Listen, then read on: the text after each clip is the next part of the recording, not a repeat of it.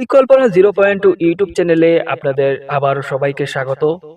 বন্ধুরা, আজকে আমরা যে গল্পটা শোনাবো সেটা কিন্তু একটা নতুন ভৌতিক গল্প এবং আমাদের গল্প পাঠে আজ রয়েছেন পঙ্কজ। বন্ধুরা, আমাদের আজকের গল্প মায়ার খেলা। গল্পটি লিখনে এবং পাঠে রয়েছেন পঙ্কজ, সহযোগিতায় আমি সুব্রত এবং বিভিন্ন সাউন্ড এফেক্টসও রয়েছেন পঙ্কজ। তো বন্ধুরা, চলুন আর দেরি না করে শোনা যাক আমাদের আজকের গল্প মায়ার খেলা।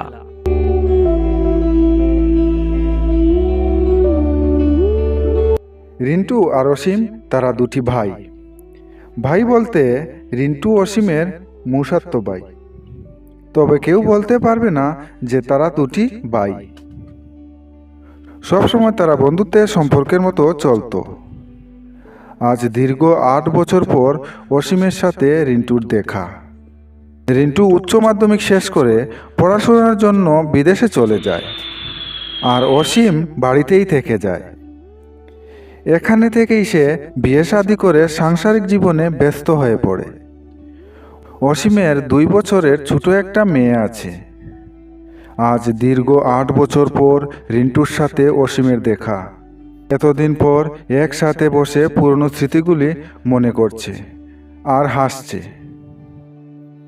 দাদা, তোর মনে আছে আমরা ছোটবেলা কত না আম চুরি করেছিলাম, আর কত ক্লাস কামাই করে মারপিটও করেছি। তোর কি সেই সব কথা মনে পড়ে? হ্যাঁ রে, কত না মজার দিনগুলি কাটিয়েছিলাম। ফেলে আসা দিনগুলি আবার যদি ফিরে পেতাম। নে, এতদিন পরে এসেছিস, এবার হাত মুখ ধুয়ে ফ্রেশ হয়ে নে। খাওয়া দাওয়া শেষ করে গল্প করব। রাতের বেলা খাওয়া দাওয়া শেষ করে সবাই গল্প করছে। এমন সময় রিন্টু বলে ওঠে, দাদা, শুনেছি এখান থেকে কিছু দূরে একটা সমুদ্র আছে, চল না সবাই মিলে ঘুরে আসি। উত্তরে অসীমের স্ত্রী বলে, না বাপু, আমার যাওয়ার ইচ্ছে নেই, তোমরা দুজন মিলে চলে যাও। আমি আর তৃষা দুজনে বাড়িতে থাকবো। এতদিন পর তোমরা দুজন মিলিত হয়েছ, আমি আর তোমাদের মাঝে কাবাবের হাড্ডি হতে চাই না। তোমরা ঘুরে আসো। তবে অসীমের এত একটা ইচ্ছে ছিল না ঘুরতে যাওয়ার, কিন্তু বাধ্য হয়ে রিন্টুর মন রক্ষার্থে যাওয়ার জন্য সে রাজি হয়। আর অসীম বলে ওঠে, নে এবার ঘুমিয়ে পড়, কাল সকালবেলা আমরা দুজনই ঘুরতে যাব। প্ল্যান মতো রাত্রিবেলা জামা কাপড় সব গুছিয়ে রেখে দিল। সকাল হতেই তারা দুজন টিফিন সেরে বাইক নিয়ে বেরিয়ে পড়ল সেই সমুদ্রের উদ্দেশ্যে। তবে সেই গন্তব্যে পৌঁছাতে প্রায় 7 ঘন্টা সময় লেগে যায়। শেষমেশ বিকেল 3টের সময় সেই গন্তব্যস্থলে তারা গিয়ে পৌঁছায় এবং তারা দুই ভাই ভালো কিছু সময় কাটায় এবং পুরনো স্মৃতিগুলি মনে করছে। এর মধ্যে হঠাৎ অসীমের মোবাইল বেজে ওঠে। তোমরা কি করছো? বাড়িতে আর আসতে কতক্ষণ? তখন অসীম বলে ওঠে, না না, এই তো 8 ঘন্টার মধ্যেই বেরিয়ে পড়ব। তারপর তারা দুজন কিছু কিছু ভালো জিনিস কিনে নেয় বাড়িতে নেওয়ার জন্য। এবার তারা দুজন সেখান থেকে বেরিয়ে পড়ল বাড়ির উদ্দেশ্যে।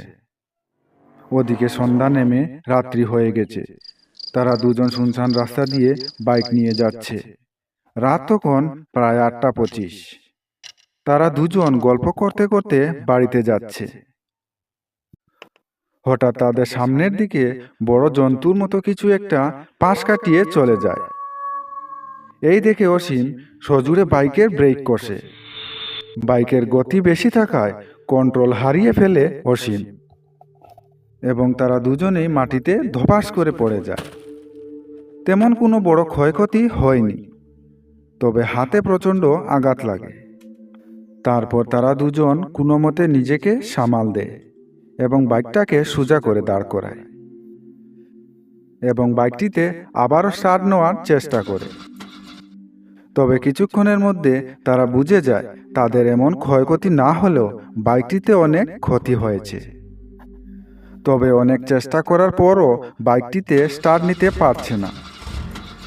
আর তখন বুঝতে পারে এই বাইকটি মেকানিক ছাড়া আর কেউ ঠিক করতে পারবে না। কিন্তু এই শুনশান জায়গায় কোথাও জনমানবের চিহ্ন মাত্র নেই।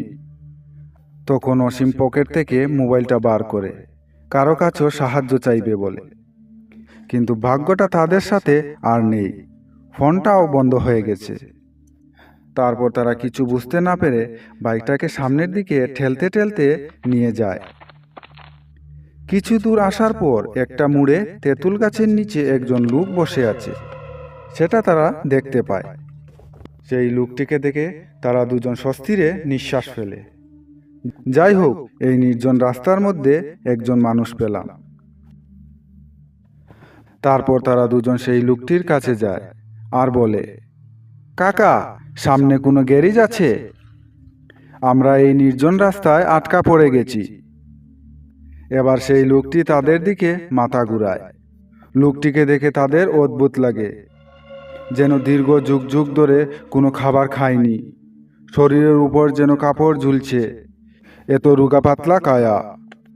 তখন সেই লোকটি বলে ওঠে, এত রাত্রিতে তোমরা কি করছো এখানে? এই রাস্তাটা মোটেই ভালো না। রিন্টু তাদের সমস্ত গল্প খুলে বলে যে তারা কিভাবে এই রাস্তায় আটকা পড়েছে। তখন সেই বৃদ্ধ লোকটি তাদের গল্প শুনে বলে ওঠে, দেখো বাবা, এখন আমি তোমাদের কোনো সাহায্য করতে পারবো না, তবে তোমরা চাইলে একটা রাত্র আমার বাড়িতে কাটাতে পারো। কাল সকালবেলা না হয় তোমরা কোনো গ্যারেজে গিয়ে তোমাদের বাইকটা সারিয়ে নিও। তখন অসীম বলে ওঠে, এই নির্জন জায়গায় কোথায় আপনার বাড়ি? তখন সেই বৃদ্ধ লোকটি আঙ্গুল দেখিয়ে বলে, ওই দেখো, ওই জঙ্গলের পাশ দিয়ে গেলেই আমার বাড়ি, চলো আমার সাথে। তখন অসীম একটু চিন্তায় পড়ে যায়। এই রাত দুপুরে একটা অচেনা মানুষের বাড়িতে যাওয়াটা কি ঠিক হবে? ওদিকে রিন্টু বলে ওঠে, কি চিন্তা করছিস দাদা? পুরো রাতটা কি এই শুনশান রাস্তায় কাটিয়ে দিবি? ভাগ্যিস একটা লোক পেয়েছি যে আমাদের এত রাত্রি সাহায্য করছে। চল তাড়াতাড়ি।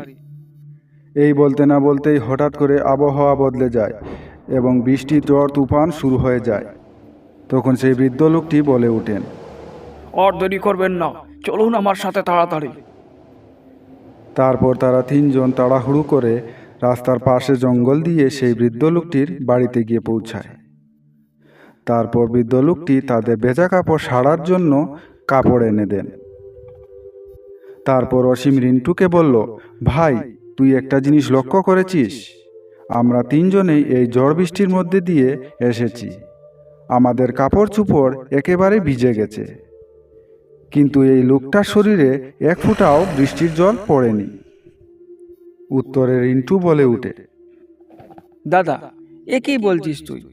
একে লোকটা আমাদের এত রাত দুপুরে সাহায্য করেছে, আর তুই এসব কি বলছিস? কোনো মতে একটা রাত পার করে দিলেই হলো আমাদের, এত চিন্তা করিস না। এইভাবে তারা নিজেদের মধ্যে কথাবার্তা বলছিল। হঠাৎ একজন বয়স্ক মহিলা তাদের জন্য খাবার নিয়ে আসেন। বাবা, আমরা আমাদের নিজের খাবারও জোগাড় করতে পারি না, তোমাদের কি করে খাওয়াবো? এই নাও অল্প কিছু খাবার, এটাকে আজ রাতটা পার করে দাও। তারপর তারা দুজন হাসি মুখে সেই খাবারটা নিয়ে নেয় এবং সেই মহিলা তাদের হাতে খাবার তুলে দিয়ে রুমে চলে যান। বৃদ্ধ লোকটির বাড়িতে কোনো বিদ্যুতের ছায়া মাত্রই নেই। হারিকেন ও মশাল জ্বালিয়ে জীবনযাপন করছেন। কিছুক্ষণ পর তারা খাওয়া দাওয়া শেষ করে বিছানায় উঠে।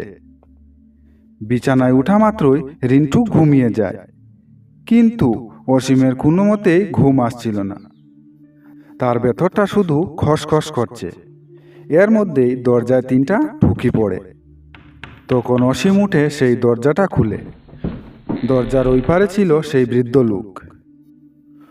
তোমাদের কোনো অসুবিধা হচ্ছে না তো? উত্তরে অসীম বলে ওঠে, না না কাকা, আপনি আমাদের অনেক সাহায্য করেছেন। আপনার এই উপকারের ঋণ আমরা কখনোই শোধ করতে পারবো না।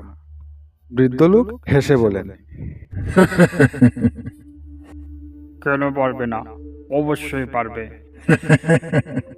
বৃদ্ধের এই ধরনের কথা শুনে অসীমের মনে কি যেন একটা খোঁচা দিল। বৃদ্ধ লোকটি তার সাথে কথা বলতে বলতে তাদের রুমের দিকে প্রবেশ করলেন। আচ্ছা কাকু, আমাদের যে মহিলা খাবার এনে দিয়েছিলেন উনি কে? তখন বৃদ্ধ লোকটি বলে ওঠেন। কোন মহিলা? তখন বৃদ্ধের এই কথা শুনে অসীমের একটু ঝটকা লাগে। এবার অসীম একটু জোর দিয়ে বলে, এই তো আধ ঘন্টা আগে একজন মহিলা আমাদের খাবার এনে দেন। তখন সেই বৃদ্ধ লোকটি অসীমকে তার সাথে আসতে বলেন এবং বৃদ্ধ লোকটি অসীমকে তার রুমের দিকে নিয়ে যান। ওদিকে রিন্টু কুম্ভকর্ণের মতো পড়ে আছে। বৃদ্ধ লোকটি অসীমকে তার রুমের দিকে নিয়ে যান এবং আঙ্গুল তুলে দেওয়ালের একটা ছবির দিকে দেখান। সেই ছবিটা দেখে অসীমের পায়ের রক্ত মাথায় উঠে যায়। দেয়ালে টাঙ্গানোর ছবিটা ছিল সেই মহিলার, যিনি তাদের একটু আগেই খাবার দিয়ে গেছেন। এবার বৃদ্ধ লোকটি বলে ওঠেন, উনি কি তোমাদের খাবার দিয়েছিলেন? উনি আসলে আমার স্ত্রী। আজ 16 বছর আগে উনি মারা গেছেন, কিন্তু মারা যাওয়ার পরেও উনি আমাকে ছেড়ে যাননি।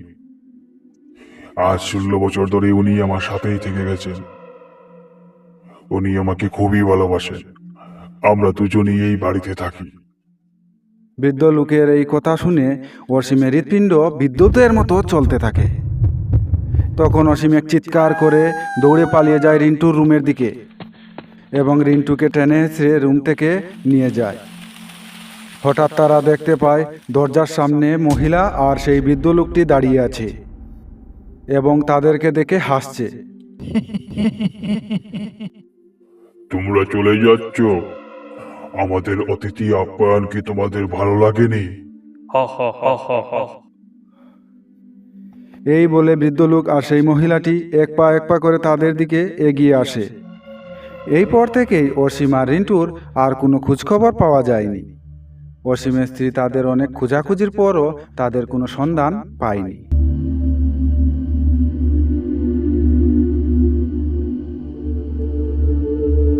আপনাদের যদি আমাদের গল্পগুলি ভালো লাগে তাহলে অবশ্যই আমাদের চ্যানেলটিকে সাবস্ক্রাইব করে রাখতে পারেন এরকম নিত্য নতুন ভৌতিক গল্প পাওয়ার জন্য। সবাই ভালো থাকবেন, সুস্থ থাকবেন। শুভরাত্রি।